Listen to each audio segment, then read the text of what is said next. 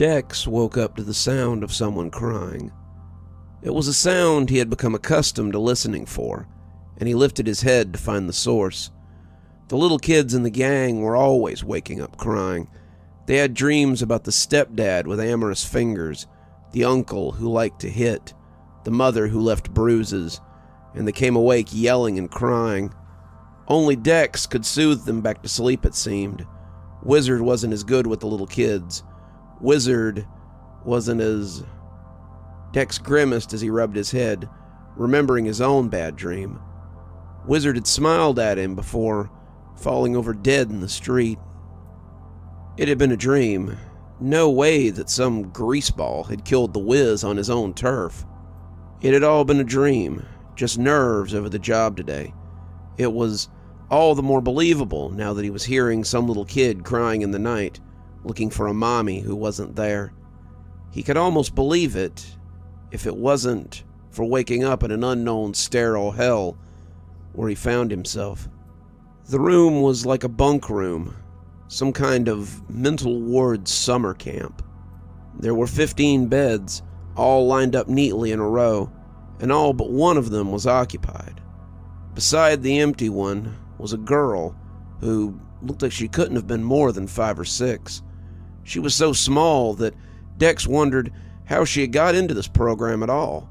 The second he thought it, he wondered why he had thought it. Was this a program? If so, how had he gotten in for that matter? "Mama? Mama?"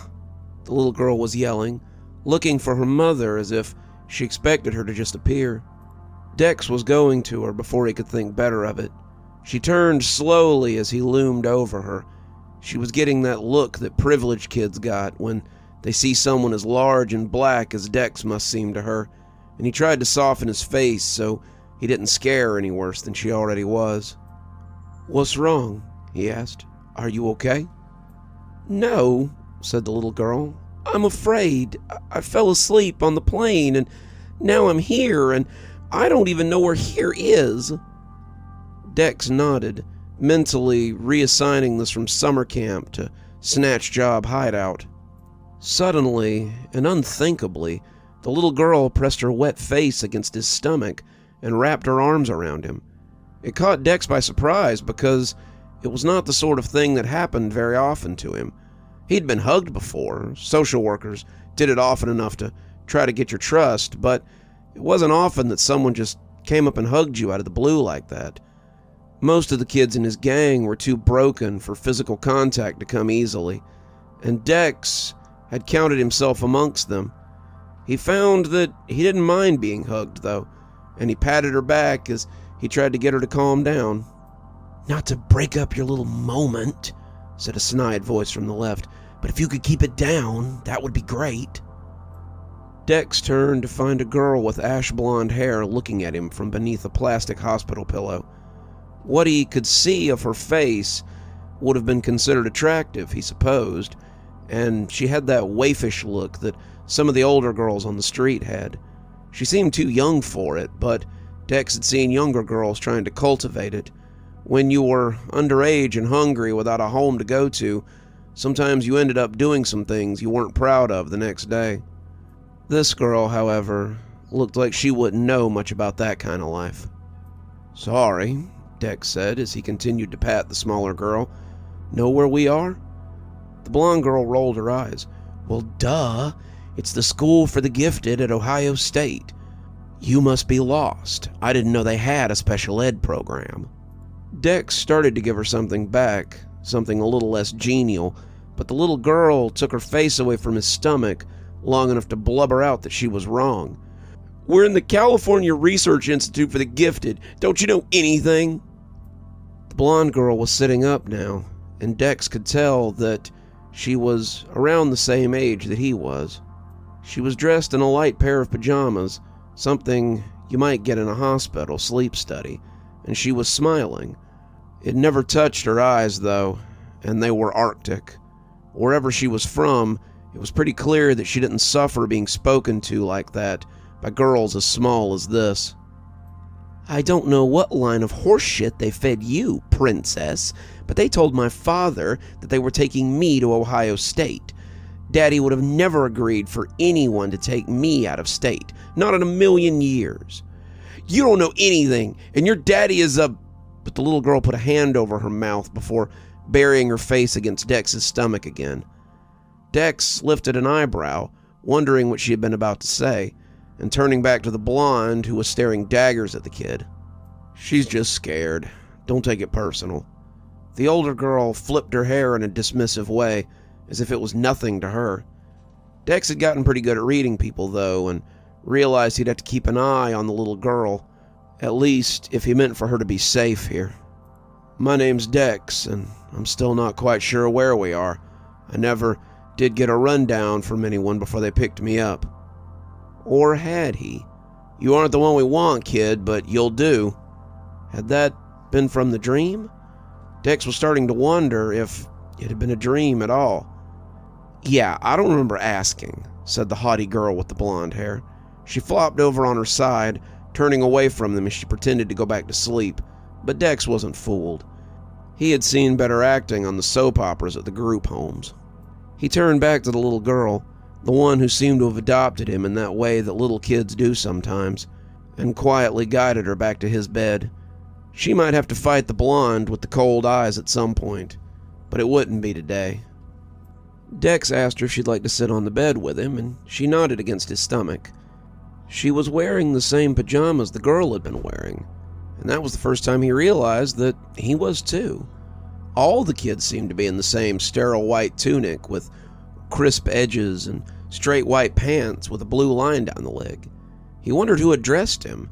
He also wondered where his clothes were, though it was something he realized might be less important.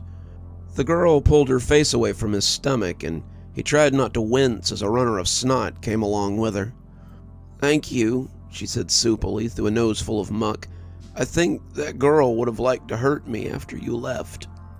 Dex lifted her onto his bed and found that she weighed less than he'd thought. She must be even younger than he had suspected. I'd thought that might be what she was thinking. When you live on the streets as long as I did, you get a pretty good feel for what people want and what they mean to do. The little girl smiled and wiped her nose. She had a good smile, and it broke through her sadness like a sunrise. "I'm Masha," she said, without being prompted. "Masha, that's a nice name. I'm Dex." She nodded. "Short for Dexter, but nobody calls you that." Dex nodded before he could think better of it, not stopping to ask how she could have known such a thing. They sat and talked in that semi-dark bunk room for what felt like no time at all. Masha told Dex about her home and her family, telling him about the things she could do as if it was the most normal thing in the world. Dex mostly listened, telling her things about the street towards the end when she had run into things to talk about. He told her about the little kids in his gang that he took care of, about Smoke and the interesting thing that he could do. He started to talk about Wizard, but it made his throat tight to talk about the boy. Dex didn't understand why, probably something to do with the dream he had had, but he stopped suddenly midway through as the tears came to make an appearance as they welled up in his eyes. "What about you, Dexter?" Dex laughed as he wiped his eyes. "Call me Dex, little sister. No one calls me Dexter, not since I stopped going to the social service building." "Okay," she said, with a watery smile. "What do you do, Dex?" Dex tapped the side of his head and winked. "I call it the brain blast. I don't actually know what it does, but it seems to reset people sometimes, or just push them over other times. It's like a blast of energy, and when it hits people, they leave me alone." "You're a telekinetic," she said with sudden excitement. Dex furrowed his eyebrows in confusion. "What's that?" "Someone who can move things with their mind." He laughed again and couldn't remember a time that he had laughed quite this much. "I guess so. My friends and I always used to read the X-Men comics, and Wizard said what I had was like Charles Xavier when he would move things with his mind. He said mine was more like a gun than a hand, though. He would..." But Dex stopped talking again as his eyes got wet for no reason. He wiped at them, not sure why he was doing it, and when he looked down at Masha, he found that she was crying too. They killed your friend, didn't they? Dex opened his mouth to deny it, but he couldn't. How could you know that? I wasn't even sure I knew it. I'm still not sure I know it. Masha looked around, trying to see if anyone was listening. She leaned in close, having to stand up so she could whisper in his ear, and Dex leaned closer too. Can you keep a secret? Dex nodded before he could think better of it. If this was a place like he thought it was, secrets could be very dangerous. Sometimes, when I really concentrate, I can hear people's thoughts. She whispered it, like she was afraid it was some dark secret, and when she sat back down, she looked at Dex as if pleading with him not to tell anyone. He mimed locking his mouth up and throwing away the key, and that made her giggle. Dex found that he liked this little girl, despite himself. He had always taken care of the little kids in his gang, out of a sense of obligation. He was bigger and they were littler. That meant that they needed him, but it wasn't like that with Masha. When he talked with Masha, it was like talking with Wizard. It just seemed natural. "Hey," came a voice from behind them, and as Dex turned to look at the speaker, he found himself putting a protective arm around Masha. He turned to find a skinny white kid in the same no-color pajamas, a kid who looked like he might know a thing or two about living rough. "Oh, didn't want any trouble," he said, putting on a dopey smile as he put his hands up. "I'm Dunstan. I'm just wondering if either of you know where we are." Dex relaxed a little. This one clearly wasn't another one like the blonde girl. "I'm Dex. This is Masha." "No, neither of us know where we are either." Dunstan nodded, coming around the bed to stand before them. Dex saw that he was trying to be approachable, the way people did when they wanted to be friends or just to get close so they could get in the first lick. But something seemed off about him too. Dex couldn't put his finger on it, but the longer he watched him, the closer he got to it. Dunstan kept his hands behind his head, fingers in his hair as if protecting them. The kid was probably a germaphobe, Dex thought, and made note not to pat him if they ended up being tight. "Great," Dunstan said, drawing it out.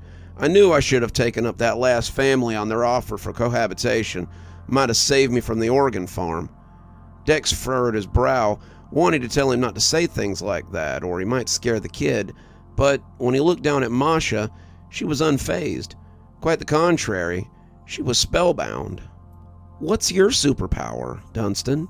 she suddenly asked, leaning forward. Dunstan looked a little shocked, but he hid it well. "Who says I have?" "'Cause we all do," Dex said, grinning as he rolled his eyes. "Kinda seems like why we might all be here." Dunstan let out a breath, and it sounded distinctively horse-like. "Always gets me in trouble."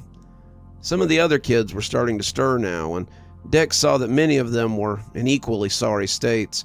They were confused, scared, angry, and not really sure what to make of their newfound situation. Little conversations were beginning to pop up, many with varying volumes, and Dex noticed that Dunstan was sticking close to them. Gangs were already forming, unlikely allies binding together, and it seemed that he meant to stay near them lest he be forced to make a similar introduction again. Dex found that he didn't really mind. There came a sudden loud whistling from the front of the room, and they all looked up to see a large, bald man with a jack-o'-lantern smile standing in the doorway. By the way Masha tensed, she must have recognized him. "Rise and shine, snot babbies. Welcome to kindergarten. I assume you all have lots of questions and concerns, but I'm not here to answer those. I'm here to get you to the calf so you can eat some slop and hopefully sit still while I try to explain this little situation to you. So, line up and follow me. Don't break off on your own, and don't get lost. There are bigger monsters than me in these halls, and you wouldn't want to get gobbled up." "I doubt it," Masha whispered as the kids started moving agreeably towards the man. Dex got up too, taking her hand, but she stayed put. "Come on, little sis. I'll protect you from the big scary man." "Me too," Dunstan said, offering her a hand which Dex was surprised to find that she took.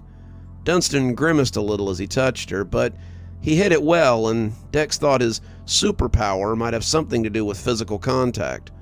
Masha must have picked up on some of that too, but when she tried to let go, he covered her hand with his slightly tanner one. "Don't worry, kid. Your memories are like milquetoast next to what I've seen." The three proceeded to the line, taking up the rear, and went to their first day of kindergarten, a little cluster of soft, worried voices.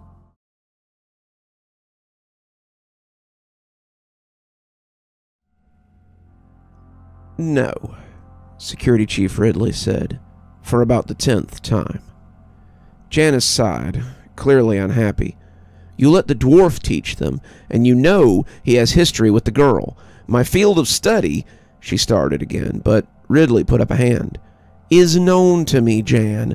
Who do you think authorized the taxpayers to fund your little study in child psychology?"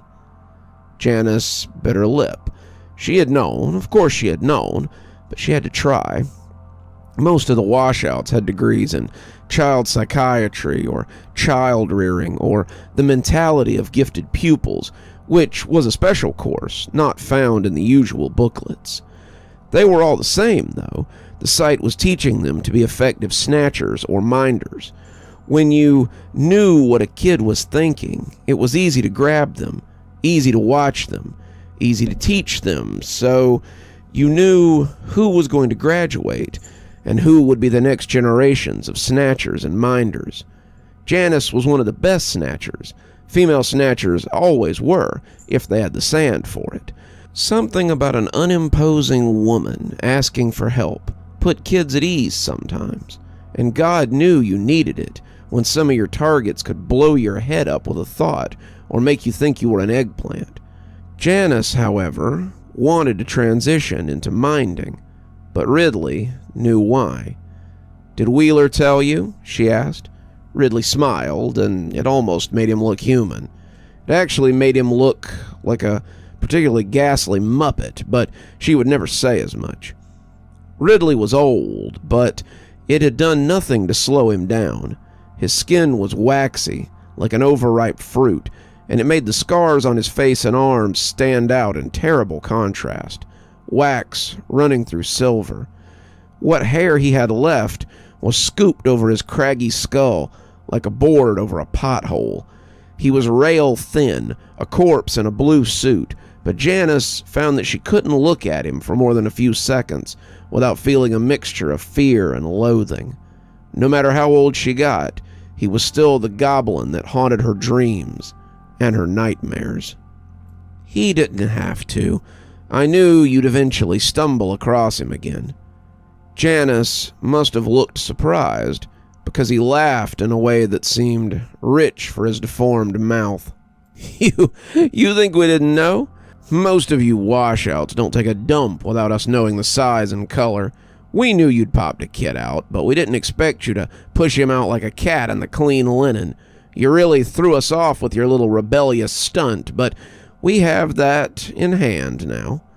He leaned forward, the mild fluorescence of his office casting a ghostly glow across his face. "So, that just leaves the father.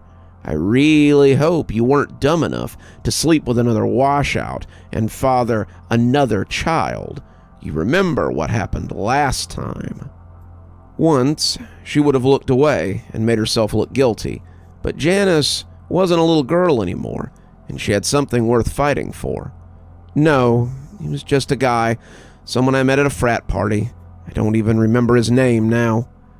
He stared at her a little bit, looking into her soul, before nodding and sitting back in his chair. "For your sake, I really hope so." She sighed in relief. "So, the answer is still no. We have enough teachers for this class. What I really need is intel on the next class, and you and Wheeler make a pretty good team when you're not screwing like rabbits." She held back the tears. She wouldn't cry in front of him. Never again.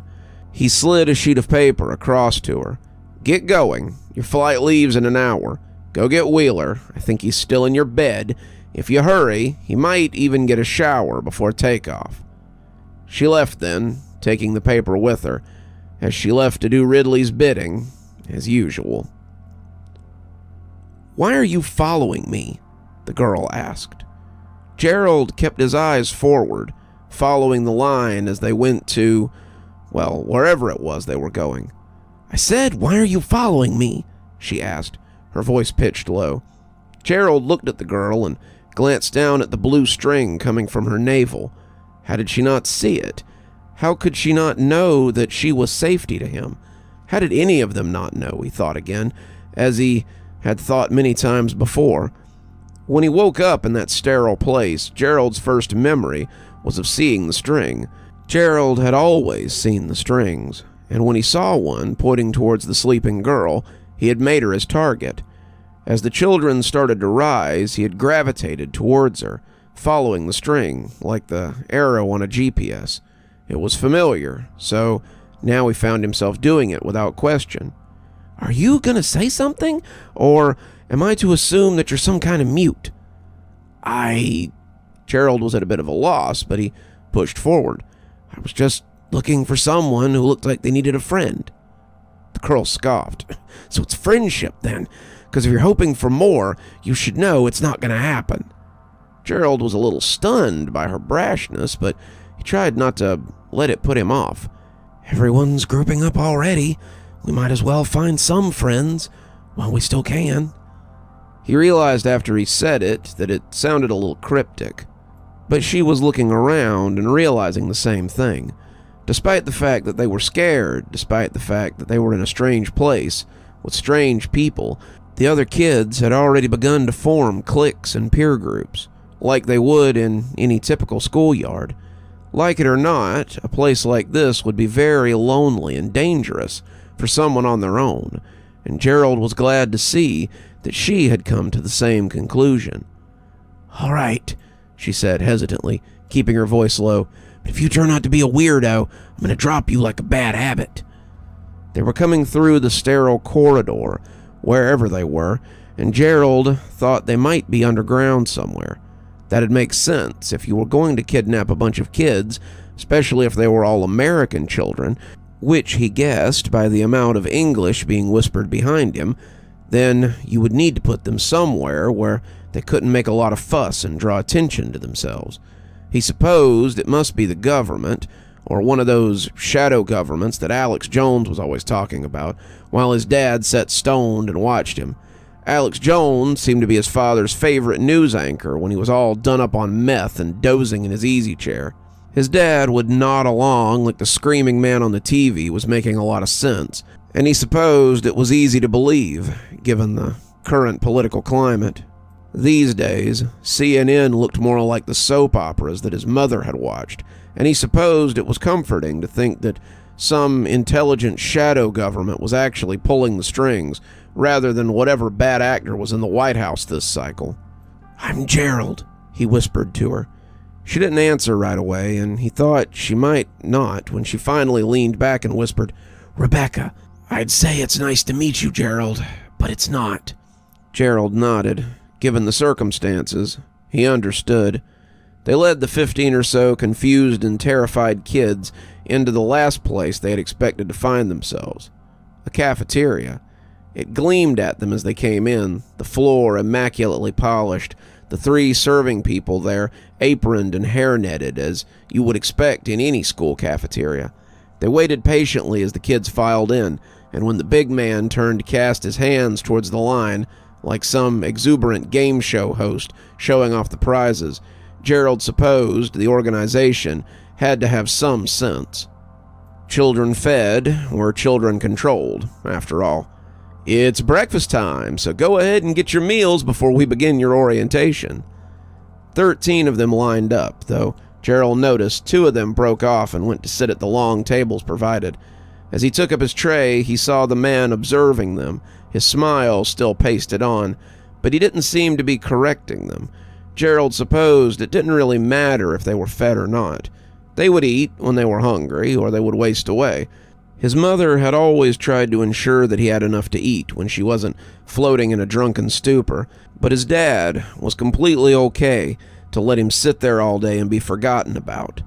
At the end of the day, Gerald reflected, as they loaded his tray with scrambled eggs and sausage, this place would get more kids, if they, the students, failed to live up to expectation.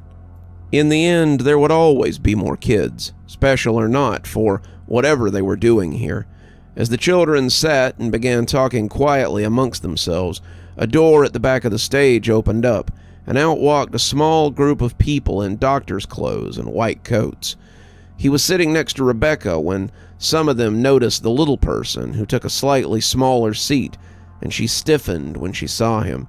She was clutching her plastic fork so hard that he thought she might break it, and he didn't have to wonder if she knew the man or not. The large, grinning man proceeded over all, and as he swept his eyes across them, they all became silent, as if by magic. "Welcome to the kindergarten. I'm Mr. Cutter, the head minder for this class. You can tell this," he said, as he brought his hands up to indicate the dark red clothes he wore, "by my scrubs. All minders will wear this color, and it's our job to keep the peace between you little brats.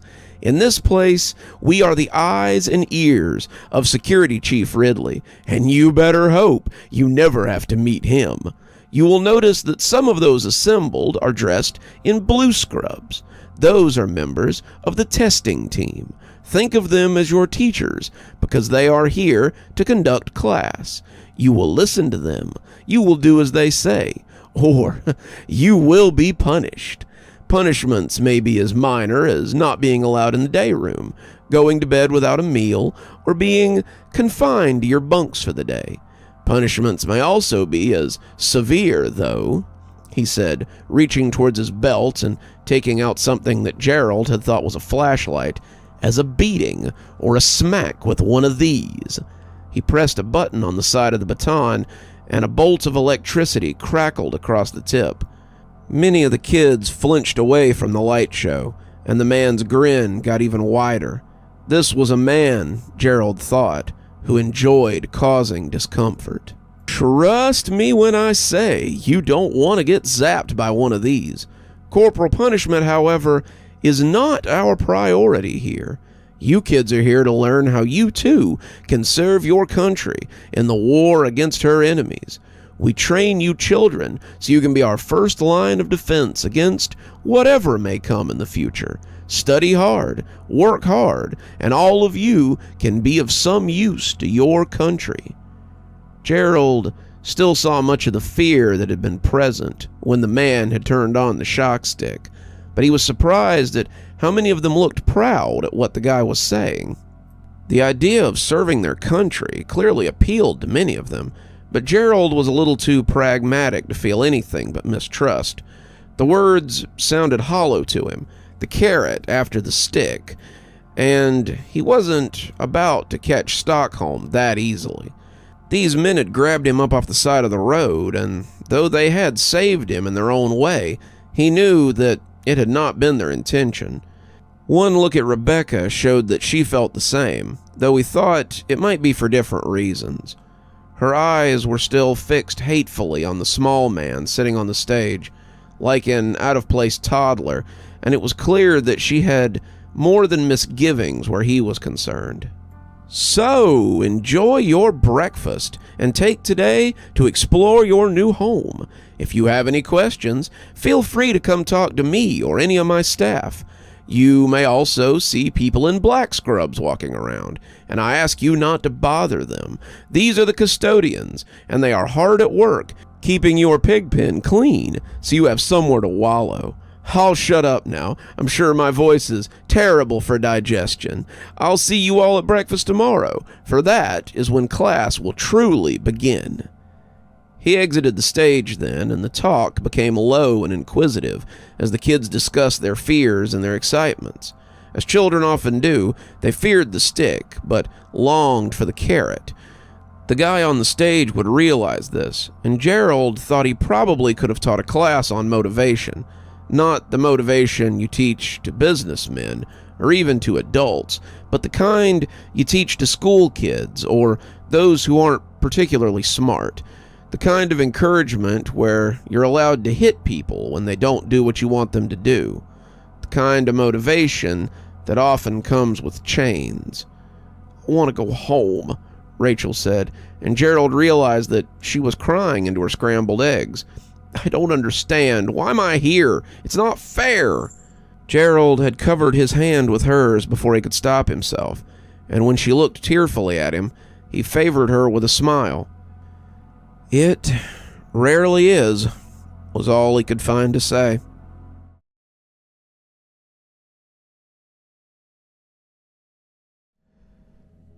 You know, as weird as it is to be the subject of a crime show, this place is pretty cool, Dunstan said as they walked around.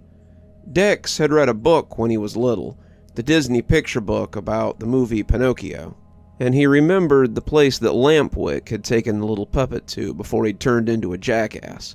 Pleasure Island had seemed really nice, a real heaven on earth, right up until they had shipped the donkey children off to the salt mines. Dex wondered where the salt mines were in this place, because he knew there had to be one.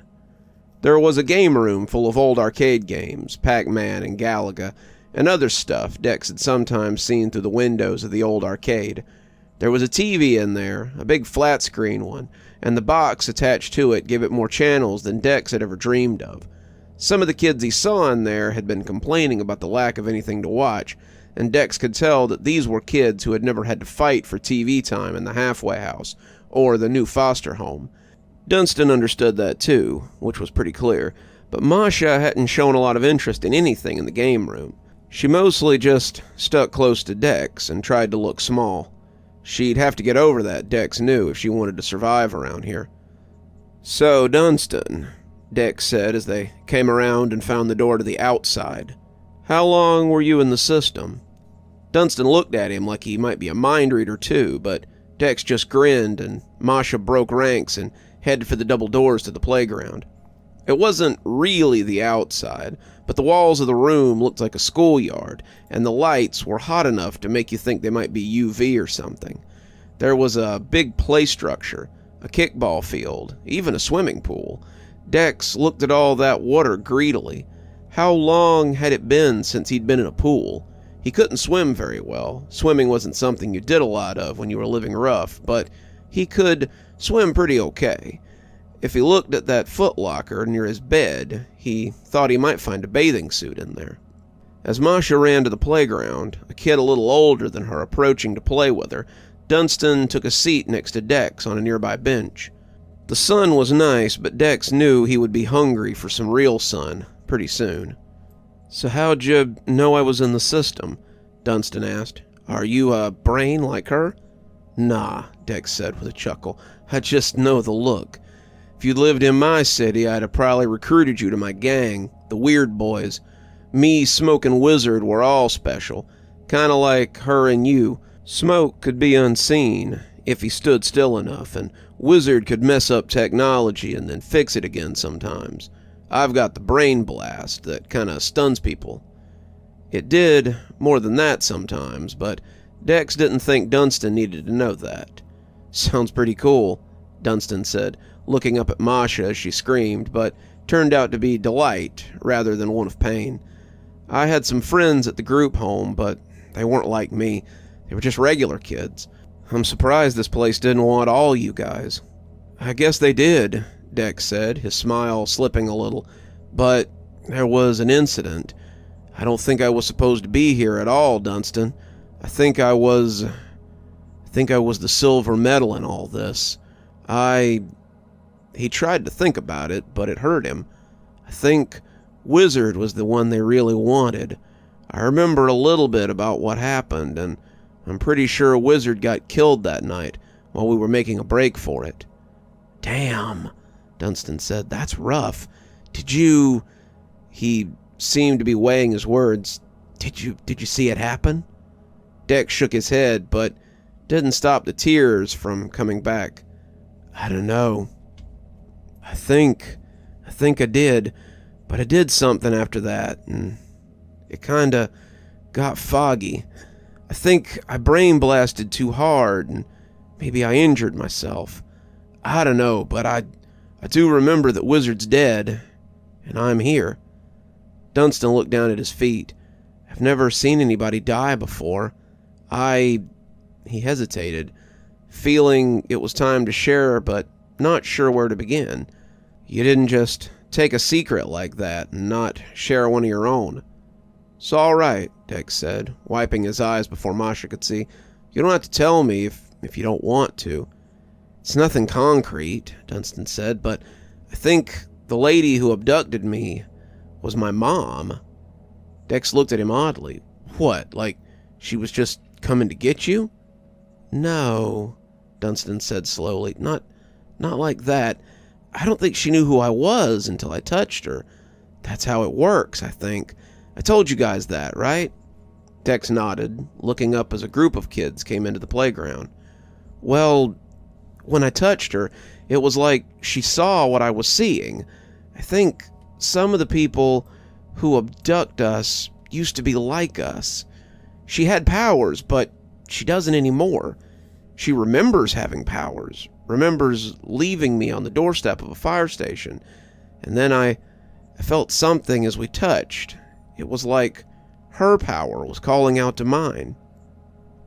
Dex shook his head, looking at the group as they went to talk to Masha and her new friend. That's messed up, man. I can't believe your own mom would do something like that to you, that she would bring you to a place like this. Yeah, well, it's not like she's really my mom or anything. She left me to get back to work. It's not like I mean that much to her. Dex felt like he wanted to say more, but Masha called to them and asked if they wanted to play kickball with the group that had arrived. Dex looked up at Dunstan. Feel like kicking a little ball with these kids? When Dunstan looked up, the grin he'd worn most of the day was back in place. Hell yeah, let's teach these kids a little something about chasing rubber balls. They went to the field, following behind a cluster of younger kids, and enjoyed a few hours of kicking a ball as hard as they could. It was cathartic, somehow. So Gerald, Rebecca said, looking at him from the side of the Oz book that she'd been pretending to read for the past half hour. What do you make of all this? Gerald didn't glance up from the Sherlock Holmes mystery he'd been reading, but she knew he had heard her. Honestly, I think we're lab rats in a really nice cage. Rebecca rolled her eyes. Well, obviously, but what do you make of it? The odd boy just shrugged again, and Rebecca could have gladly smacked him with the book she was reading. He insisted on following her as they explored, telling her that it was better to explore in groups, and they found the game room, the playground, and then the library.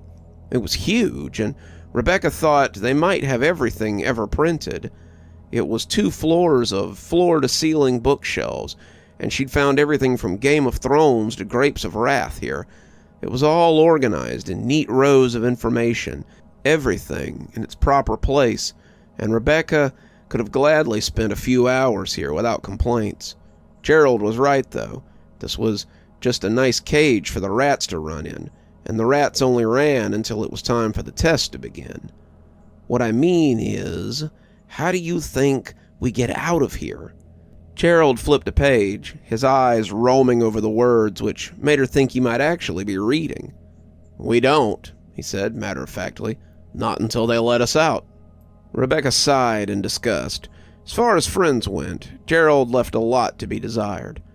Why would you want to, anyway? Gerald asked, eyes glued to the book. Why wouldn't you want to? She challenged. You're being held here, against your will, by people you don't know. You call us lab rats, and that may not be far off, but that means we're only here till they finish experimenting on us.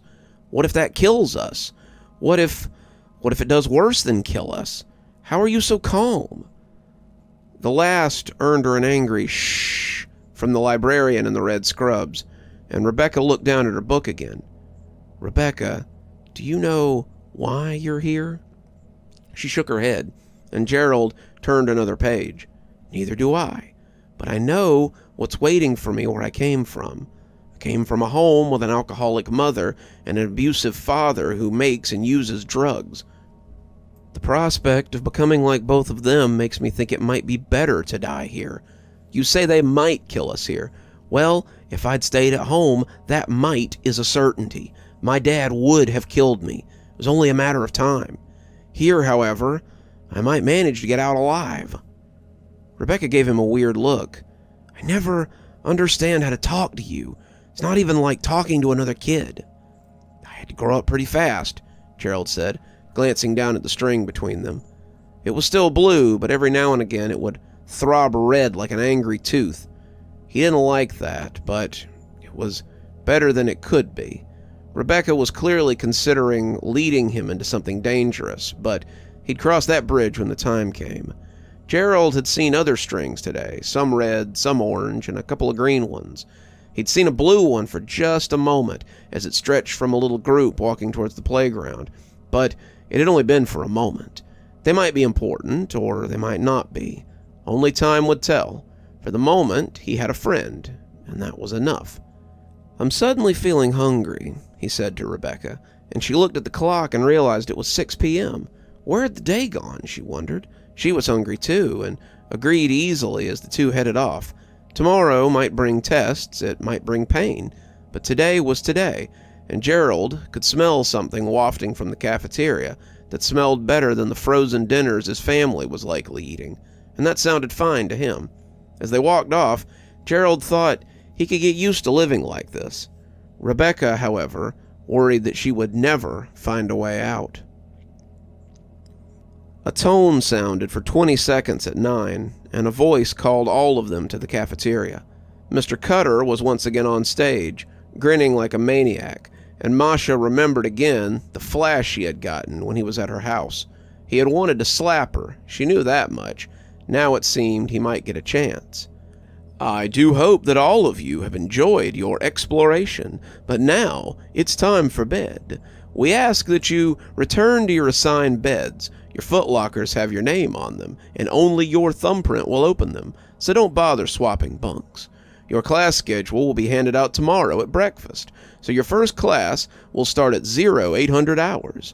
I would suggest you get some sleep, but if you'd rather attend class tired, then stay up as late as you want.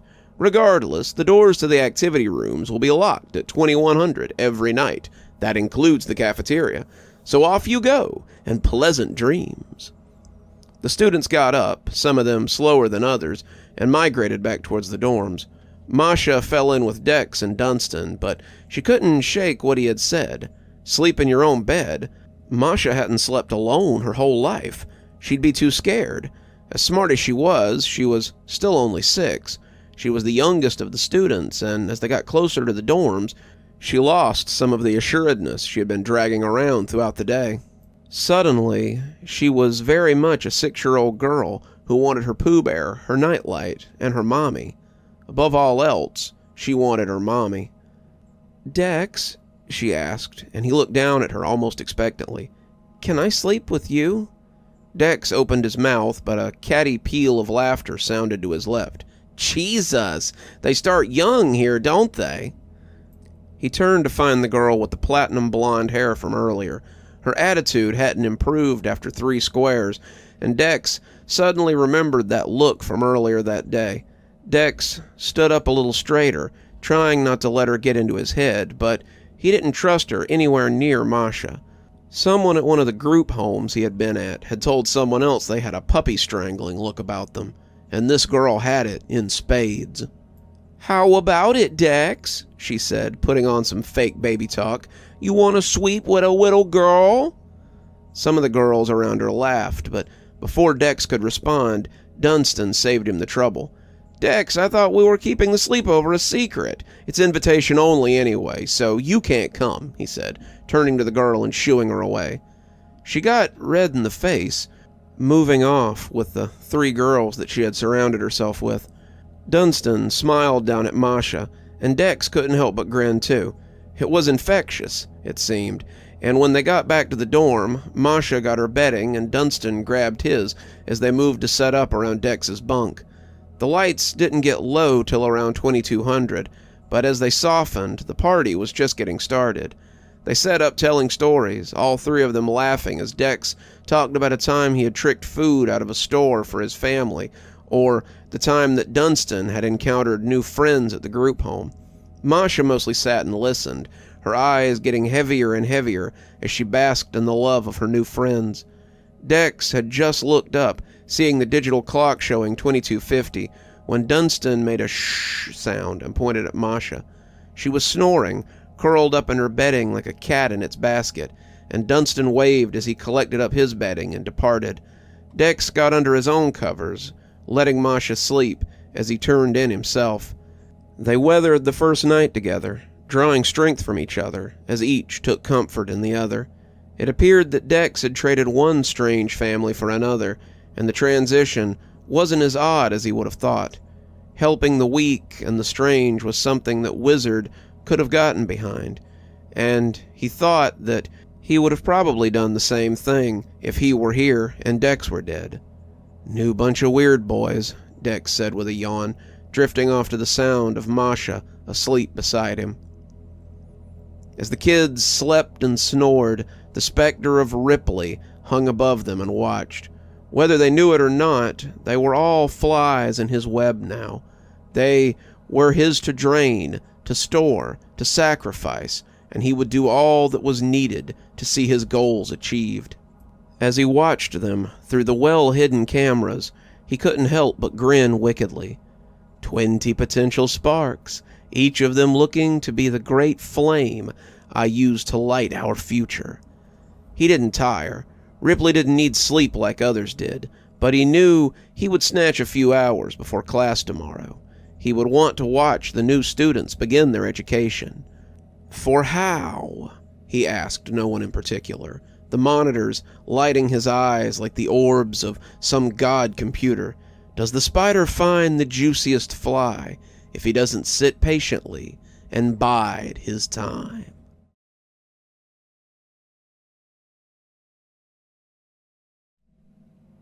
Dunstan didn't think he had eaten quite this good in a long time. At the group home, they would be eating cold cereal or toast with peanut butter as they all tried to get out the door before the bus left. It was hard to get that many kids out the door on time, and Dunstan never could figure out how Mary made it happen. If there had been a big donation, and it was a weekend, you might get powdered eggs, or pancakes, or maybe Lego My Eggos with that fake butter that never seemed to spoil.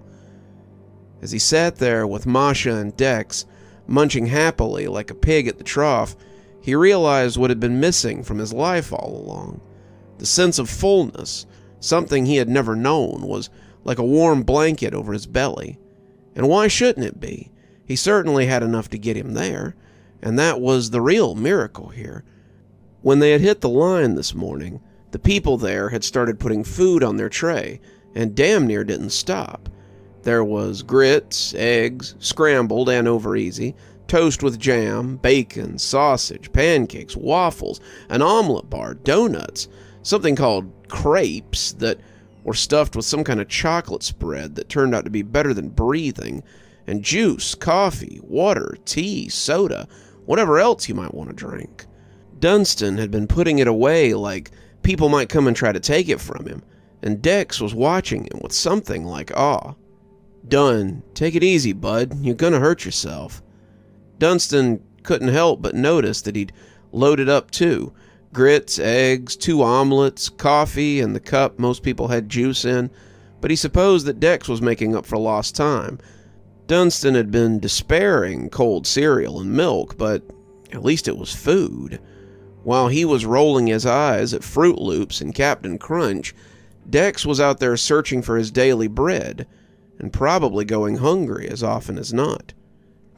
"Sorry," he said, wiping his mouth.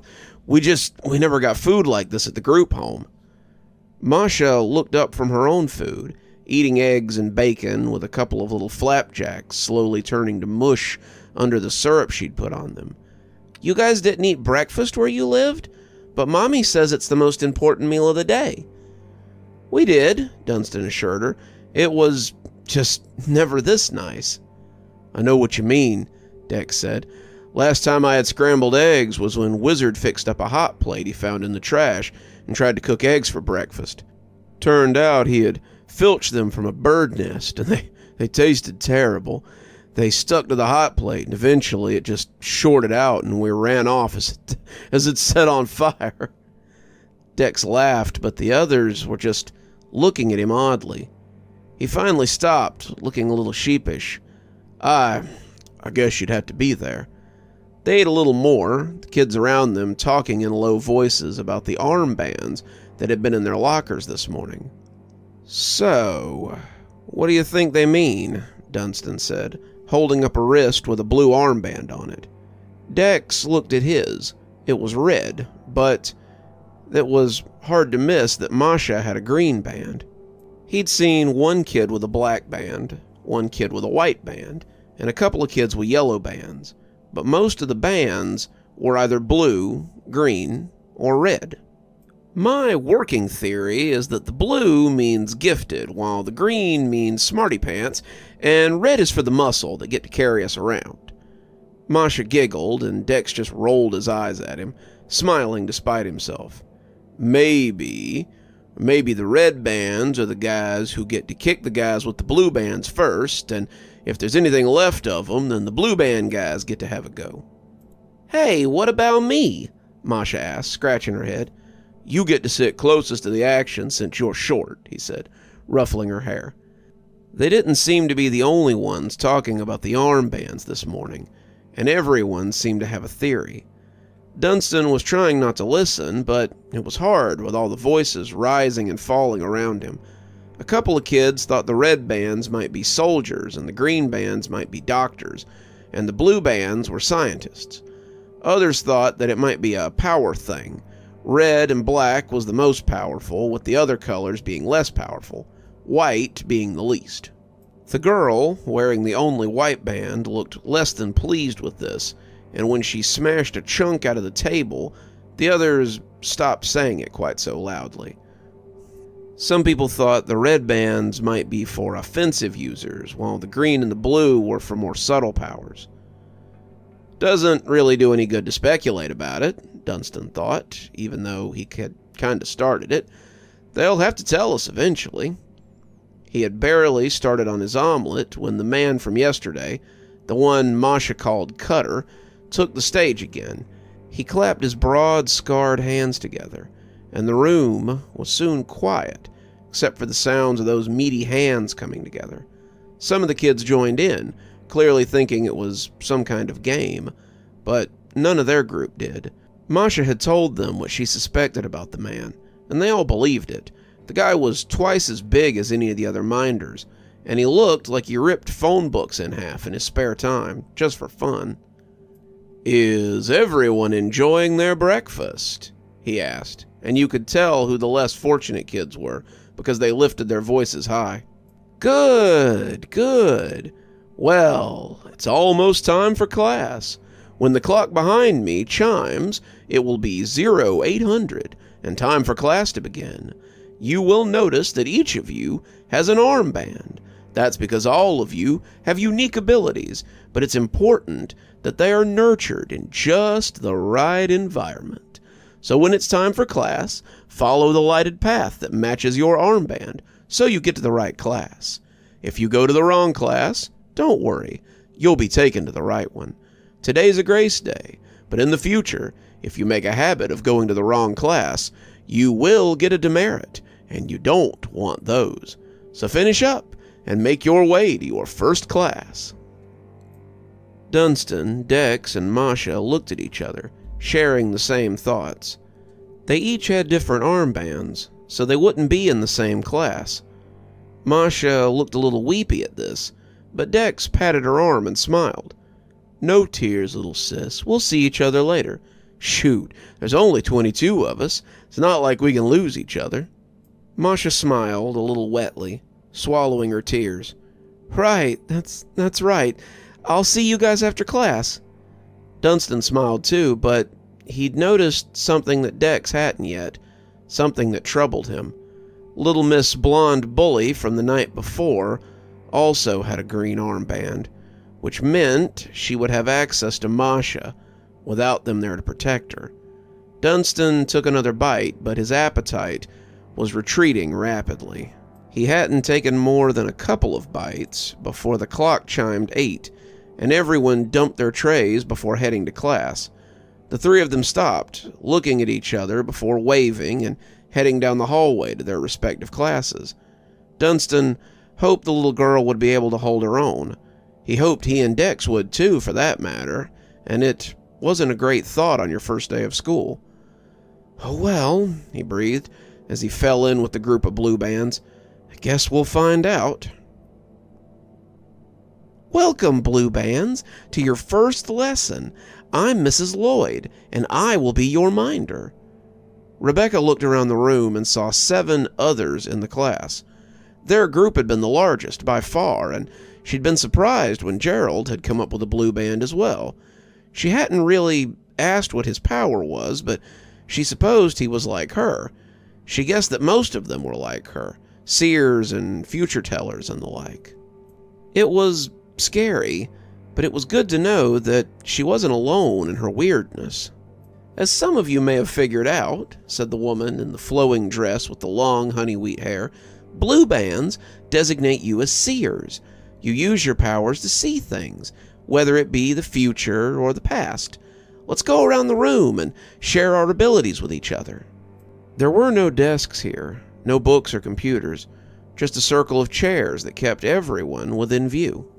Rebecca could see 4 boys and 3 other girls, one of them a giant with platinum hair that looked like a hardback book sitting amongst paperbacks. She had to be an adult. She looked a little like an adult, but when she offered to go first, Rebecca was amazed that a voice that soft came from something so large. Her voice was twinged with something slightly Germanic, and it seemed like she might be Northern European, German, or Icelandic, or somewhere like that. "I guess I will. I'm Emily, and I see things that come true. The problem is that no one believes me when I tell them. My mother said she had it too. All the women in our family do, and she says it's like Cassandra from the Greek stories. Last August, I told my friend Eula that she would break her arm while sledding. She didn't believe me, but when she did, she said I was strange and would not be my friend anymore." "Wonderful," the woman said, and when Emily looked at her strangely, she waved a hand at her. "Not about your friend, dear. That's terrible, but it's good that you understand your powers. Who would like to go next?" A boy named Jax went next, talking about visions he saw when he dreamed, but when the minder's attention had turned away from the other side of the room, Rebecca leaned down and whispered to Gerald. He had insisted on sitting next to her, because of course he had, and she was now a little glad of it. "Should we lie?" she half-mouthed at him, keeping her voice low, but Gerald shook his head. "They know what we can do already. No sense lying, they'll know." "Yeah, but since you two would like to talk," the minder said, her cheery voice becoming strained, "why don't you two go next?" Rebecca balked, but Gerald stood up as if he'd only been waiting for the opportunity. "I'm Gerald. I'm 10, and I see strings. I see the connection between people, where they lead, and how they will affect me. Blue means friends, orange means danger, green is positive interactions, while red means certain death. They don't really tell people's future, I guess, and mostly help me navigate without being hurt." "Interesting," the woman said, sounding mystified. "And do you see a string attached to me?" "Yes," Gerald said. It's green." Then he took his seat again. The woman seemed a little underwhelmed, but turned to Rebecca, raising an eyebrow. "And you, young lady?" Rebecca rose slowly, trying to bury the fear that writhed inside her. She hated public speaking, had always hated it, but she wanted to make a good first impression. She hoped she wouldn't stutter too bad. Better a stutterer than a coward, though, she supposed. I'm Rebecca, and I see the future sometimes. I guess I have visions, too, like Emily, but I'd never told anyone about them, so I don't know if they believed me or not.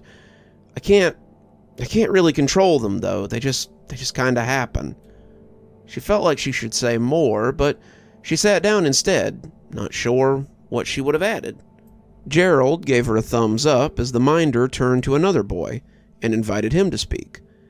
I'm Dunstan. I see things by holding things. I pick up memories, I guess, but I've never asked anyone if they're true or not. I just kind of assumed. The minder nodded. An automatic writer. I can assure you there will be plenty of opportunities to test your visions here, Dunstan. Far from looking relieved, Dunstan nodded morosely. Dang, I was kind of hoping it was all in my head. Some of the kids laughed, but the minder moved on like she hadn't heard. A girl named Anja started talking about seeing the future in people's palms, but Rebecca wasn't paying attention to her. She was looking at Gerald, who was looking at the boy the minder had called an automatic writer. Gerald's eyes were big, intent, and though he kept looking away before the boy could notice him, she knew he was seeing something. It was the same look he gave her sometimes, so she hoped it was good. I'm Mark, the last boy said. I can tell who passes by a place by touching footprints or fingerprints. I figured it out when my daddy and I were hunting a few years ago, and it usually helps me track things. Usually just works on animals, but recently I discovered I could see a person's face if I touched something their fingerprints were on. Very interesting, the minder said, beaming at them as she looked around the room. Now that we know what we can do, let's begin some exercises to strengthen your abilities. Mark, Dunstan, and Anja, why don't you all go with my friend there? She said, indicating a man in a red smock they hadn't noticed until now. It was no wonder they hadn't seen him, and seeing him again drew the breath into Rebecca harshly. He had been right there the whole time, that tiny little traitor. Dr. Hammarskjöld smiled at the children, but when he looked at Rebecca, she saw a sad look cross his face. Good, he should be sad, she thought bitterly. He had to be the reason she was here, and when she started to get up, Gerald took her hand. She looked at him, and he shook his head knowingly, telling her to let it go with his eyes. Dr. Hammarskjöld had taken the three kids into another part of the room before she turned back, and she imagined he was probably glad to be away from her. If the minder had noticed her trying to rise, she didn't comment on it. The rest of you, I want you to close your eyes and try to focus your power on your gifts. Focus your thoughts, and let's see what we can do. Dex gritted his teeth as he focused his thoughts on the dummy in front of him. He had never really done this on something without a mind, and certainly never in front of an audience. Most of the time, he tried to pretend he didn't have powers, but as he felt them building, like a fist drawing back, he released them and hit the dummy square. It wobbled, spinning drunkenly before coming back to rest on its base. A hand came down on his shoulder, and he looked up into the grinning face of the man Masha had called Cutter. From this close, he had no doubt that the guy could be mean, and he didn't doubt it when Masha said that he would have liked to slap her. The guy had scars on his knuckles, and he looked more like a longshoreman than a teacher. Good shot, kid. It's harder to hit a non-thinking being, I'm guessing. That's okay. We'll get you there. Next. Dick stepped up next, bumping Dex as he walked by and then sneering when Dex lifted an eyebrow at him. He wasn't as big as Dex, but he was sturdier to be sure. Dick looked like he'd gotten 3 squares a day before coming here, and he looked like the only running he had done was recreational. He'd said proudly that he was captain of his football team, and that he'd been looking forward to high school next year, so he could see how he stacked up against the bigger kids. Dex imagined he stacked up quite well, but sports probably weren't the only metric he meant to use. Dick got up to the line, taking a stance like a martial artist preparing to thrust his closed palm at the dummy. Something like a gust of wind came out to slam into it, a gust of wind as big as a canoe, and the dummy fell over. It didn't wobble, it didn't shimmy. It fell straight back, and Dick stood up with a pump of his arm and a loud whoop. The bald man gave him a similar pat on the back, telling him to hop back in line. On the way, he shoulder-checked a kid who couldn't have been more than 12. The kid fell, going down hard on his ass, and he made an indignant sound at Dick as the bigger boy walked past. "Got a problem?" Dick said, squaring up as he loomed over the kid. The smaller boy, Dex thought his name was Ryan, turned away as he took his spot on the line. There were 5 red bands, and all of them had some kind of physical ability. Dick was one of the bigger bugs, but the kids before Dex had barely managed to move the dummy.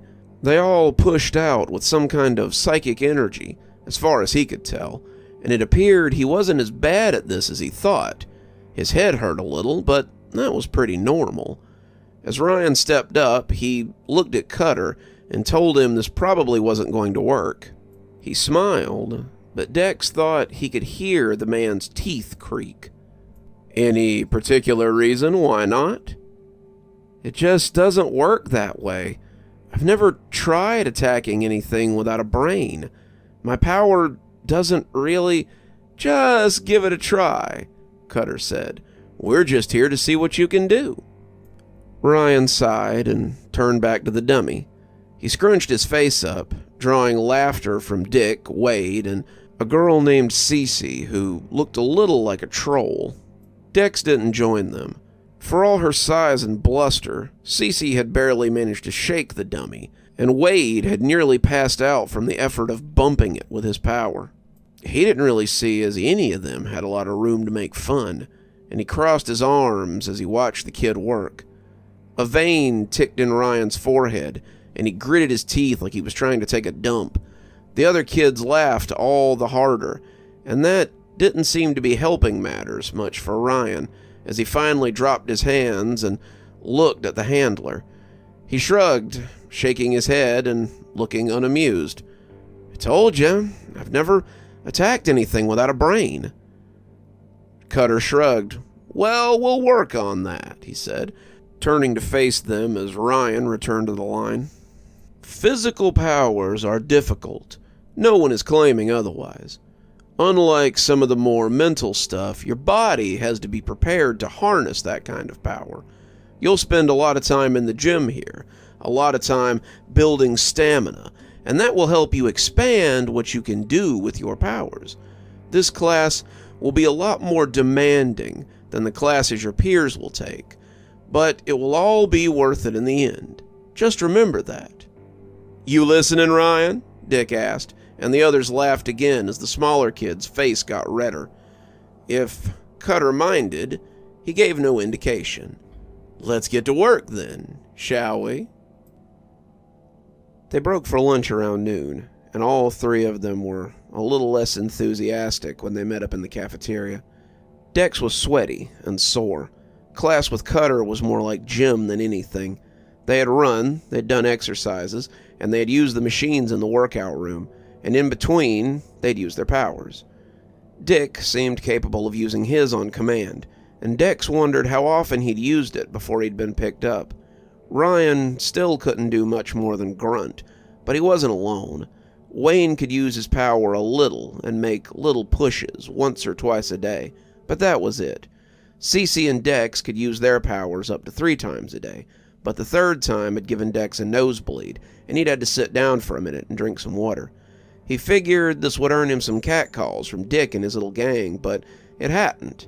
Dick apparently had realized that he couldn't push Dex around like he could Ryan, and he had begun focusing on the smaller boy more and more.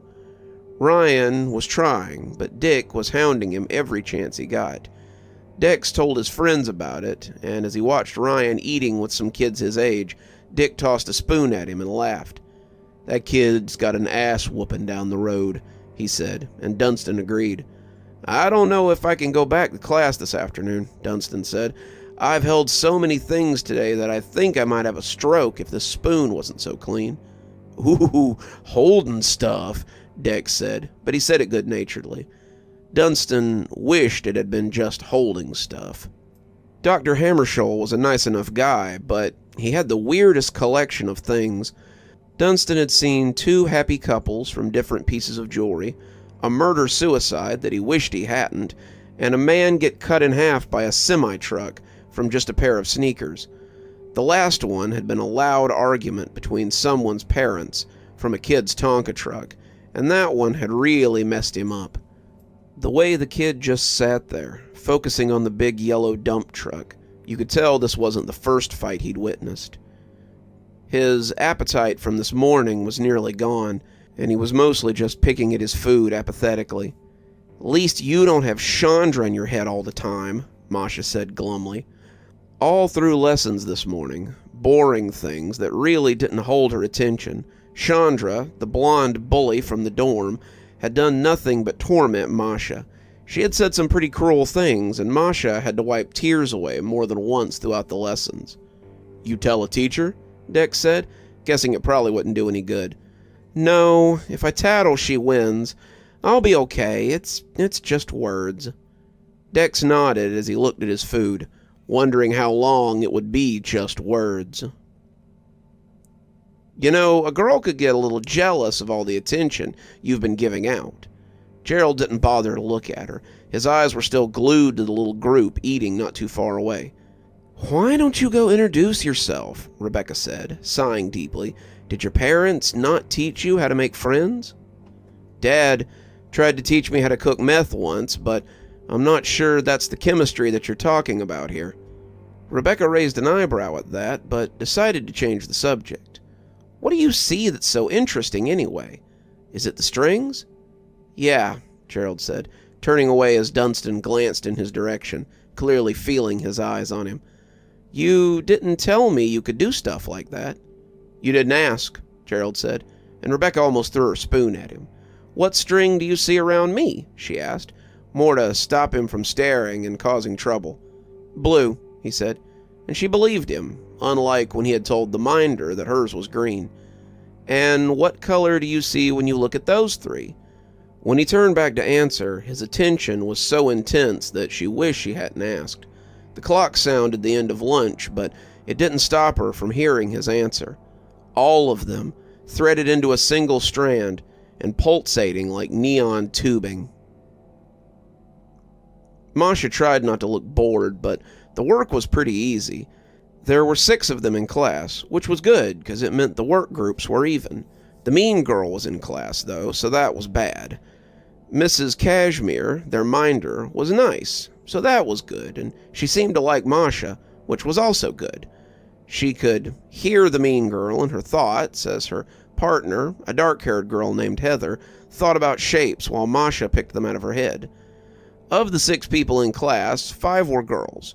Masha, Jenny, and Brittany, her friends called her Brit, were telepaths.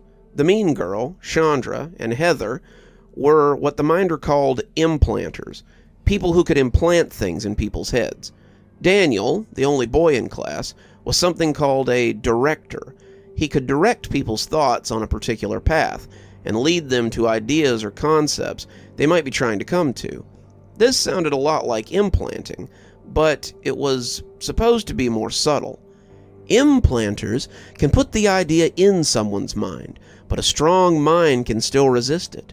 Directors can work more subtle ideas into a mind and make them come to the conclusion that they might be less likely to come to on their own, something that's hard for an implanter.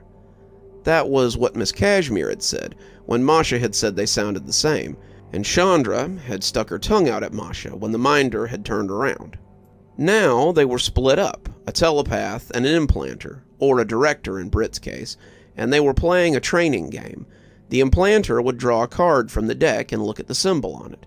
Then the telepath would try to pick it out of their head, while they sent them a different symbol. Heather was trying her best, but Masha was pretty good at picking out the truth from the lies. She had gotten 7 out of 10 so far, and it would have been 10 out of 10, except Masha kept trying to trip her up. It appeared she wasn't content to stump Jenny, who wasn't very good at being a telepath, but to send wrong answers to Masha to trip her up. "Wow," said Heather, "you're really good, but I'm gonna stump you." She drew another card, and Masha tried to listen for the words and look for the hidden pictures. As she searched for the truth, the voice buzzed in the back of her head. "Star, circle, moon, slip up, you little bitch." "Square," Masha said, and Heather smiled as she nodded. "Moon, horseshoe, star, you dumb little..." "Circle," Masha said, and Heather nodded again. Chandra's meddling didn't help much, and after 30 cards, Masha still had the best score out of the group. "You're very talented, Masha. I wouldn't be surprised if you were one of the stronger telepaths of the group." Masha had been afraid that this might raise some jealousy, but the other students were surprisingly supportive. All of them except Chandra, who just looked even angrier than she had before. When they left class at the end of session, Masha was happy to see that she wasn't alone. Heather and Jenny had decided to walk with her, and Chandra hovered near the back, an angry cloud of loud emotions. At 4 o'clock, the bell rang, and they were released for more free time. Masha, Dex, and Dunstan fell in together, and Masha was all agush about classes.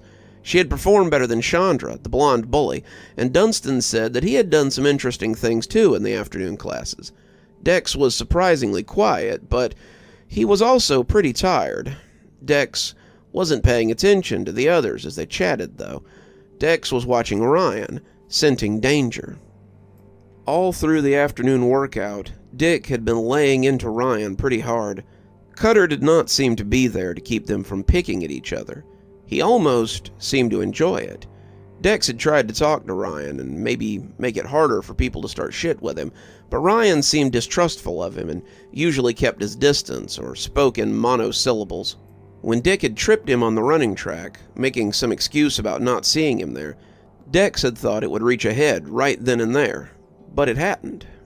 Now he could see Dick and his new gang hovering around the poor kid like flies on crap, and when Dick shoved him hard enough to make him hit the nearby wall, Dex was in motion.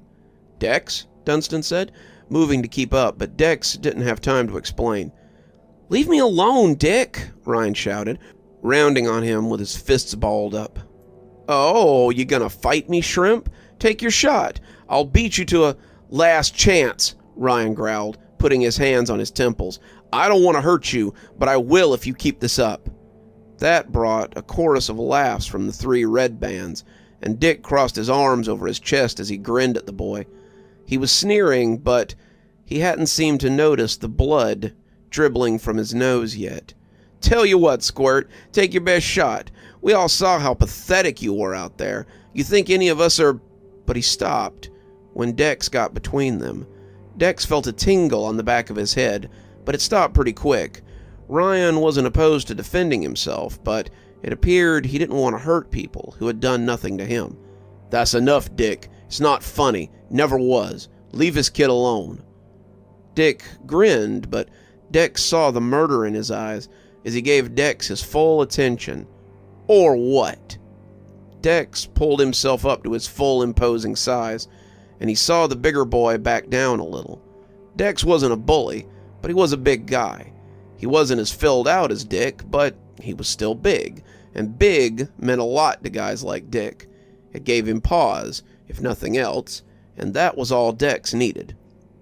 Dex didn't answer. He didn't have to, and Dick just scoffed and walked off with his cronies eventually, the situation over. The crowd that had been gathering dispersed, no longer smelling blood, and Dex sighed as everything returned to, well, something like normal. "I didn't need you to," Ryan started, but Dex rounded on him and stole his words. "Yeah, I think you did. I don't know what you've got there, but it's a gun, like mine. You need to figure out how to use it before you get somebody hurt." "I know how to use my power," Ryan shot back, looking away as if Dex had guessed what he'd been about to do. "I don't really know the rules around here, but I can't imagine they're okay with kids killing each other. You got something Dick doesn't. Don't let him trick you into killing both of you with it." He started back towards his friends, but stopped midway between them and Ryan. "If he bothers you, come sit with us.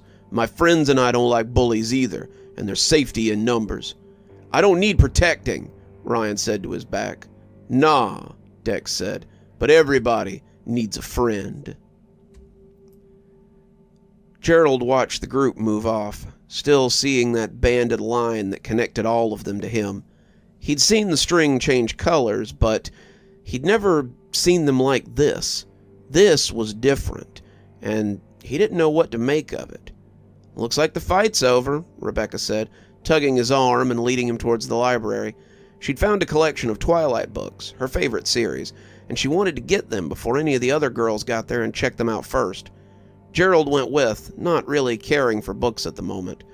There was a bigger mystery afoot, and he was intent on solving it, since his life seemed to hang in the balance.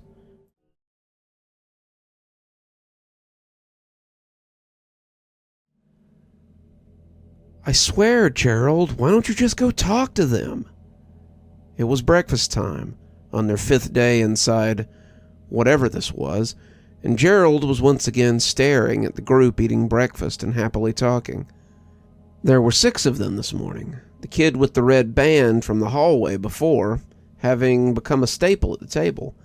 It appeared that the largest of them, she thought his name might be Diz or Dez, was drawing in others, and a few of the green bands had come to sit with the little girl. Rebecca was half tempted to go over and sit with them too, if it would bring Gerald out of his funk. He'd been quiet and moody since seeing the other blue band, Dunstan. That was definitely his name. And it was starting to bring her down. It was hard to enjoy Twilight for the 7th or 8th time when he was being aloof in the next bed over. "Not time yet," he said, taking a bite of his toast as he watched them covertly. She chewed her eggs as she waited and finally realized she would have to ask. "And what, pray tell, is the right time to go to them?" Gerald turned back to her, something that was rare these days, and sludged his toast through the grits and eggs he'd been eating before. Rebecca shivered.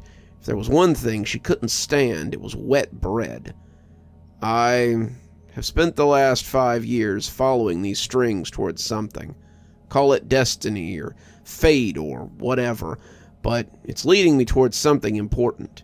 When I was 6, I saw my first red string, and I followed it, not knowing what it meant.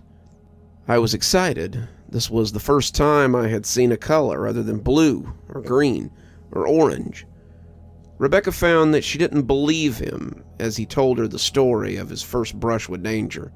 Not about the story, but he had almost slipped up and said something when he talked about the colors, and that made her think there might be more than the colors that he had mentioned.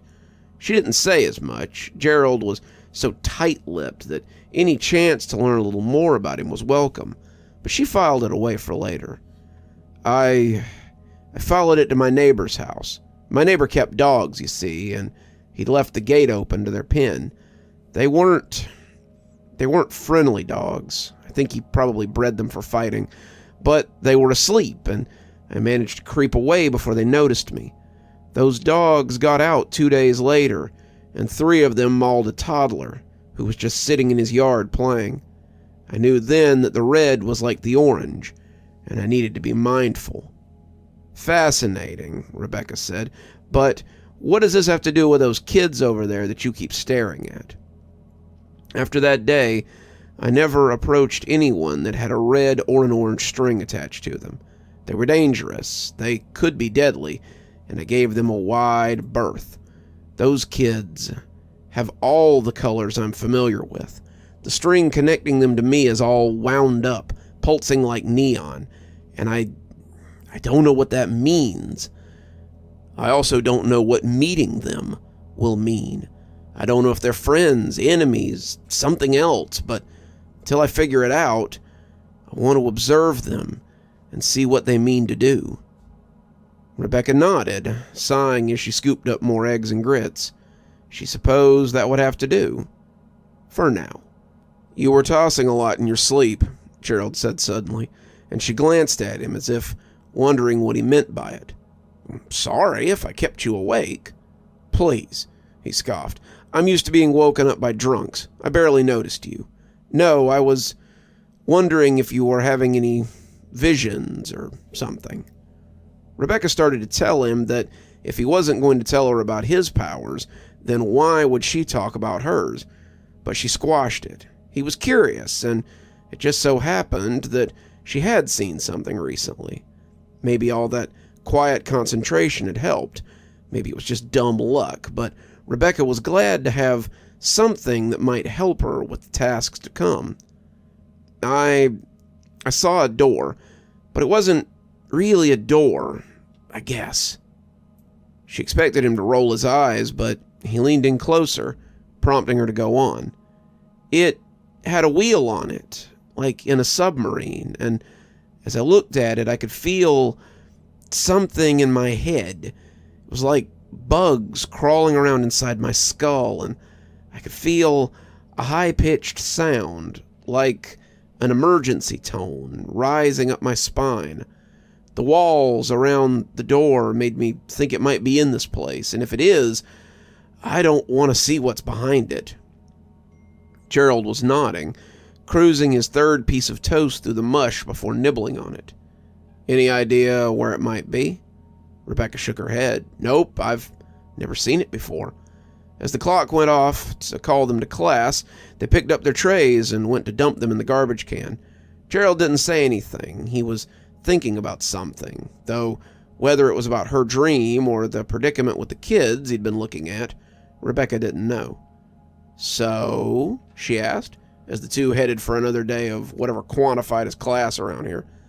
I think it's just something we'll have to keep an eye peeled for. And maybe in the meantime, we just stay on guard. Rebecca sighed. Talking to Gerald was always so helpful. Again, Cutter yelled. Dex was out of breath, but he pushed out hard, and this time the dummy hit the ground with a whump. The last two brain blasts had spun it around, but this one was a solid hit straight to the face. It helped to put Dick's face on the dummy when he fired it, longing to wipe the cocky grin off that smart mouth. After 5 days in the boys' company, Dex didn't think he had ever disliked anyone more in his life, except maybe Mr. Gino. Again, Cutter yelled, and Dex felt the blood dribble out of his nose as he fired another one. The dummy fell, but he was getting lightheaded. Before he'd come here, Dex had never tried to do one of these more than once a day, maybe twice in a dire situation. This would make number 4, and when Cutter yelled for him to do it again, Dex wobbled in place as he shot another. It went wide, clipping the dummy in the side, and he fell over as the gym rippled like pond water. 5, Cutter said. Yesterday it was 3. Today you performed 5 before your body gave out. Very impressive, Dexter. Dex sat up, putting a hand to his head. It's Dex, he said, his tongue sounding furry. No one calls me Dexter. Cutter laughed, helping him up and pressing a water bottle into his hand. Fair enough, Dex. He helped him to a bench, yelling at Wayne to get ready as Dex pressed the cold bottle of water to his forehead. They had started their day with exercise, push-ups, jumping jacks, and things like that, followed by a half-mile run. Not a walk, Shrekina, Cutter had said when Cece had taken up some kind of lazy jog. A run. And he meant it. They had run the whole way, Cutter keeping pace before they'd come to the target range and started knocking over dummies. It was only 10, and it already felt like a full day. Ryan came to sit next to him, looking sullen as he watched Wayne struggle to make another of the explosive gusts he created. None of them knocked over the target, but they did hit them. Unlike Dick, who thrust out walls of energy, Wayne pushed out a fan of force. It hit everything in a wide arc, but it was sloppy, and it took a lot of energy. He's going to yell at me when I can't do it today, Ryan said, watching as he browbeat Wayne for collapsing after the third one. Maybe not, Dex said, watching as Wayne stumbled a little and gained his feet. How does your power work, if you don't mind me asking? Ryan thought about it before pointing to the dummy's head and moving down to the chest. I kind of think about the part I want to affect, and I just do it. Usually it's the head. I give people headaches, nosebleeds, maybe stop their tongue from moving. But he faltered, not quite ready to share that much yet. I don't go lower. It's dangerous to try it on people's organs, and I never use too much effort. Dex nodded, but the thought of this kid's power made him want to shiver. This kid didn't have a gun. He had a bomb. This kid had a nuclear option in his head, and Dex was glad he had stopped the fight in the hall before it got out of hand, as mad as Ryan had been at Dick for living up to his namesake. He didn't want to watch his head pop like a pimple. "When you do it, do you push out at all?" Ryan shook his head slowly. "No, it's more of a targeted thing." Dex nodded. The brain blast was always a push, like when you curl up a fist and punch. He would gather it up, form it in his mind, and then shove it out, thus creating the blast. He didn't know exactly what it did to people. It seemed to stun them mentally as much as physically, but he knew it was always done the same way. Try picturing just the head of the dummy.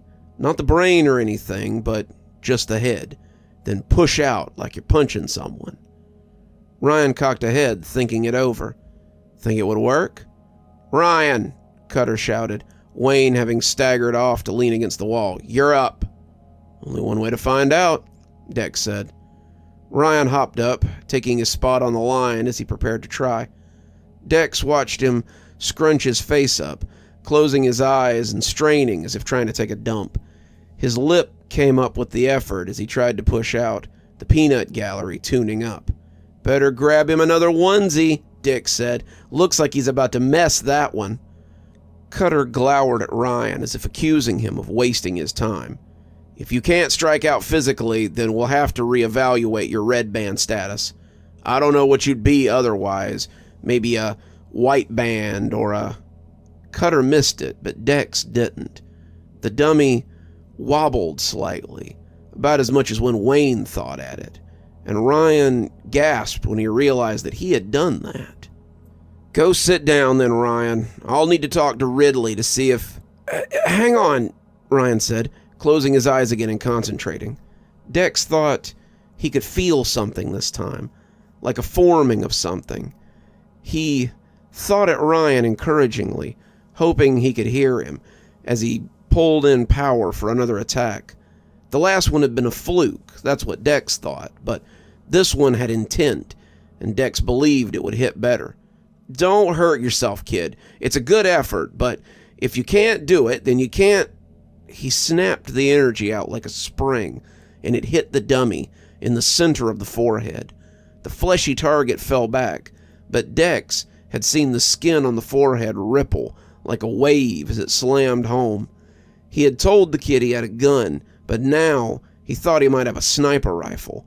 The kid was accurate. The kid had power, and as the dummy hit the ground, Dex was even gladder he had stepped up for him. Otherwise, they would have sent what was left of Dick home in a garbage bag. "Holy shit," Cutter said. "Very good, right?" But Dex looked back from the dummy and saw Ryan laying on the ground. He was breathing hard, gasping like a landed fish, and as Dex made a dash for him, Cutter put a hand out. He was already beside the kid, snapping his fingers and holding the kid's eyes open. Ryan looked like he was having a panic attack, and as his breathing finally evened out, Cutter sighed a deep sigh as he sat back a little. Ryan sat up, shaking his head and blinking very fast, as if trying to make sense of what he was seeing. Dex saw that instead of a nosebleed, some of the veins in his eyes were standing out in accusation, and Dex put a hand on his shoulder as he asked if he was okay. Ryan nodded, still looking around like he didn't know where he was. Cutter seemed impressed with him, though, and when he told Dex to take him to the nurse, the bigger boy trotted him out of the gym in a hurry. As they walked, Dex tried to figure out how to apologize for pushing the kid. This was his fault. He had done too much, and Ryan had paid the price. In a lot of ways, Ryan and Masha reminded him of the kids he'd taken care of, the injured and the deformed kids who didn't have a place to go. This place was like that, except even the weakest of them had no problem taking care of themselves. "Ryan, don't," Ryan said, grinning at him as he turned to look at Dex. "You have nothing to apologize for. You showed me I could do it, and now the rest of them know it too." Dex wanted to be happy about it, but those weird veins in his eyes made Ryan look a little crazed. "And now that I know I can, I want to get better, so no one messes with me again." Dex nodded, not having it in him to smile. "You will. Of that I have no doubt."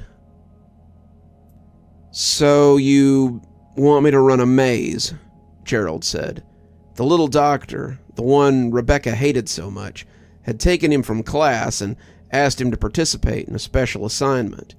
He had spent the last 3 days in and out of Hammershoal's little class, and the good doctor still had no clue what he was capable of. Gerald was pretty sure that he was having trouble measuring his ability, and they wanted to get some kind of data on him. Hence, the maze. Hammershoal twiddled his thumbs nervously, clearly uncomfortable with the question. "It's more of an obstacle course than anything. We're hoping your strings will be able to navigate you on the best path to success, while avoiding the obstacles we've put in the way." Gerald tried not to glance down at the orange string coming off of Hammershoal. The man was dangerous, but no more than the minder who taught the class. At least it wasn't red, like the big man who made the announcements every morning, and that gave him some solace. Hammershoal was probably more of a curious fool than an actual threat, and Gerald was used to that. After all, Mrs. Castleberry had been just a well-meaning fool too in the end. "What happens if I choose not to do this?" Gerald asked. He had already decided that he was going to do it. He was curious to see the extent of his power too, but he wanted to know the consequences of refusal. This was a strange place full of adults who acted like friends, and children who often acted like enemies, and Gerald sometimes felt like Alice as she traversed Wonderland. He'd expected the little man to get angry, but he didn't. Dr. Hammershoal only shrugged, the motion looking comical on his tiny shoulders. "Then you don't do it. I put down in your file that you refused, and we try to find some way to utilize your power. We would like to test your abilities, gain a metric for them, but if we can't, then we can't." Gerald nodded. "Okay, I'll run the course then." Dr. Hammershoal smiled. "Good. I thought you might. I'll be observing you, but don't feel like you have to hurry. Take your time, explore the maze, and find the end at your own pace." Gerald turned away from him, satisfied with the answer, as he set off down the narrow corridor. They would have been claustrophobic for someone like Cutter, but they were just the right size for Gerald. Hammershoal, he thought, could have run quite easily through them, and the thought made him laugh. He sensed that the doctor knew more than he was letting on, and that the powers were something he had once experienced himself. He didn't know the history he and Rebecca had, but he figured she would tell him in time. He came to a crossroad and looked at the strings. One was green, one was blue.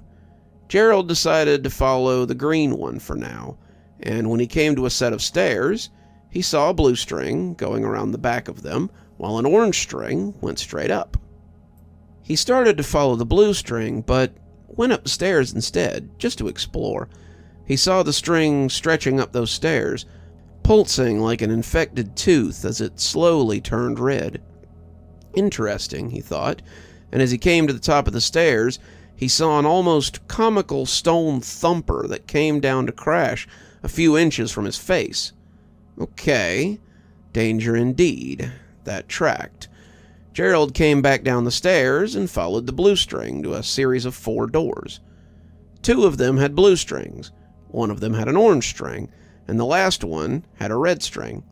The fact that he hadn't seen a black string yet made him think that there were some safety measures in place to keep him from dying, but he still wasn't going to take any chances. He turned the knob on the orange door and stepped behind the door as it opened, putting the wall to his back. There was a loud crash as a bunch of junk fell out, and looking at some of it showed him that it could have hurt if it had hit him. He didn't bother with the red door and picked door number 2 as he proceeded. It led him to 3 glass bridges, and he rolled his eyes as he looked down at the padded fall below him. 2 had orange strings leading across them, and 1 had a blue string. Gerald took the blue string and went through the door to find himself in a small room with a computer. At the desk was a small man, smiling as he waved him over.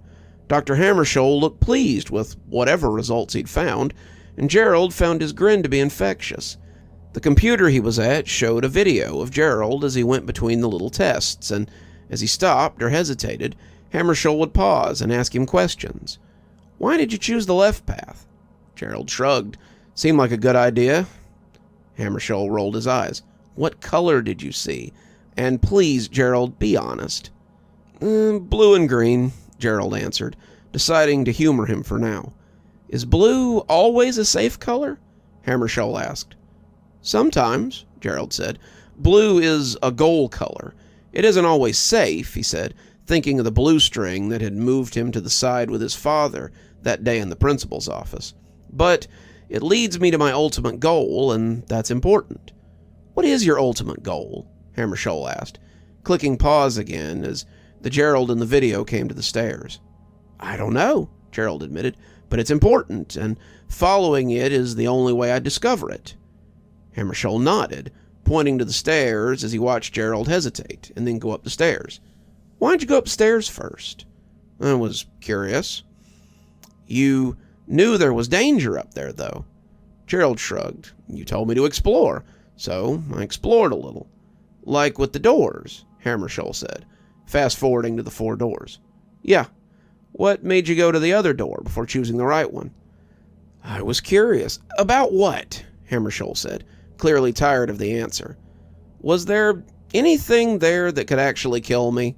Gerald asked, surprising the little man with his sudden question. "Well, the thing at the top of the stairs could have crushed you, and that other door had a burst of flame that would, and you would have just let me die." "Well, no, we would have taken you to the infirmary and gotten you help." Gerald got up, and he saw the little doctor get slightly red-faced. Gerald had collected all the data he needed, and he was ready to go. This was becoming tiresome, and he doubted it would benefit him on more than a surface level to stay. "Word of advice, Doc, if you want to test my abilities, put me in some danger. I've lived in a state of high alert for the last 5 years, over half my life, and I barely even flinch at an orange string these days. Very little out there got even a light orange, and that tells me you aren't serious." "Now hold on a second," Hammarskjöld said, throwing himself off the chair and making it spin a little. "Are you asking us to put your life in danger?" "If you want accurate data, then yes. My meth-head father put me in more danger before breakfast than your whole funhouse did. And if you want to get my heart rate up, then you need to get creative, because that was embarrassing." He left then, choosing the door with the blue string running under it, and leaving the doctor to his new data. "What do you think they're testing us for, Dunn?" Dunstan looked up from the ice pop that he'd been working on and shrugged. "Dunno, Dex. Maybe we're super soldiers or something. Well, you red bands are for sure. I guess I'm more here for intelligence work, or whatever they call it. Intelligence is always what they called it in the spy comics." Dex was eating the cone of his ice cream as he watched Masha cross the monkey bars, her face a mess from the chocolate popsicle she'd been eating. These were the times that it was the easiest to remember how young she was, and this girl was a contrast to the little lady who sat with the other green bands and presided over them with poise and grace.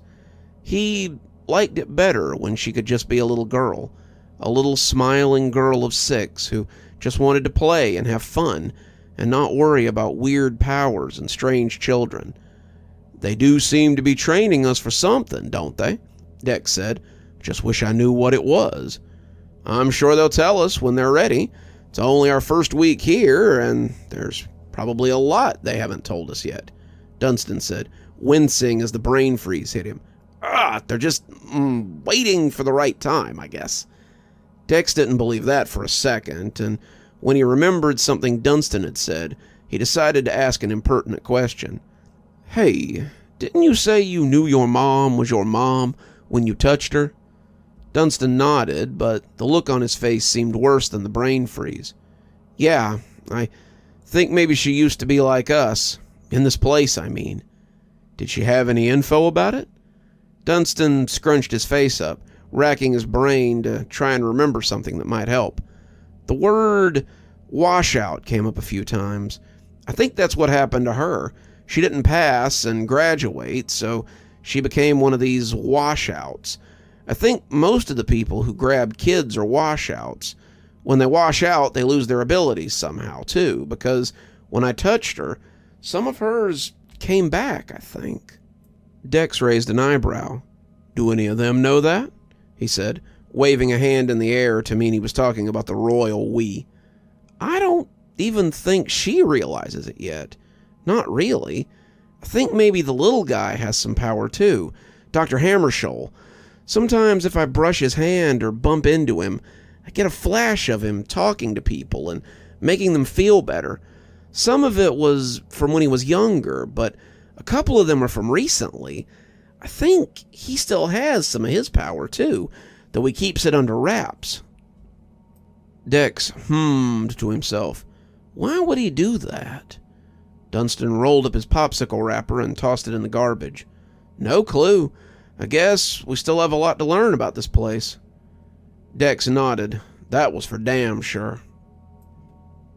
Dr. Hammershoal sighed as he came up the hall from staff dining much later. Classes had ended hours ago, but he still had so much to do. He had wanted to be with the Green Bands, the class that he had been in when he was here, but Ridley had been insistent that he oversee the Blue Bands. Despite the minder they put out front, Hammershoal hadn't even bothered to learn her name. He was the real power in the class. Hammershoal made the lesson plans, planned the activities, pored over the data they collected until the wee hours of the night. He supposed it was lucky that he only needed half as much sleep as the normal-sized people. He opened his office and gasped, clutching at his heart as he saw a ghost sitting in his swivel chair. Jesus Christ! Warn someone before you show up. You almost gave me a heart attack. Security Chief Ridley grinned at the little man, and the effect was ghastly. Just checking on your progress in Blue Group. Did you get the data on our mysterious power? Hammershoal waddled in and closed the door. He's elusive. I don't think he's in the right group. Oh? Do I need to put him with the meatheads or maybe the brains? No, and he'd be a poor fit for the support group, too. I don't think he's seeing any future other than his own, and he doesn't even know what it is. Ridley mused, flipping through the reports. Doesn't bode well for him. Guess he'd make a good snatcher, but only if he'd play ball. He won't, Hammershoal said. He thinks rather a lot of himself. He's very intelligent for a boy you pulled out of a trailer park. That's what his test scores said, too, Ridley admitted. What about the tracker, or the boy with the object affinity? Hammershoal hated the impersonal way he talked about the kids. Ridley only cared about their powers. He didn't give a damn about them as people. They were only good for one thing, and Hammershoal almost hoped that none of the Blue Bands would give him what he wanted in that respect. You never saw the graduates after they moved on, and sometimes he wondered if that wasn't a blessing. Both are strong, both are gifted, and Mark will definitely play ball if you offer to make him a snatcher after he washes out. And the other one? Dunstan might, Hammershoal admitted. Is it true that Janice is his mother? He'd be one of 4 legacies in the whole history of the Blacksite. Yeah, but keep that to yourself, Nathan. You and I are the only ones who know, aside from Janice, so if I hear a little rumor going around, I'll know who to come talk to. Dr. Hammershoal shuddered and hoped that Ripley hadn't seen it. He had always been terrified of this old ghoul, ever since he was a kid.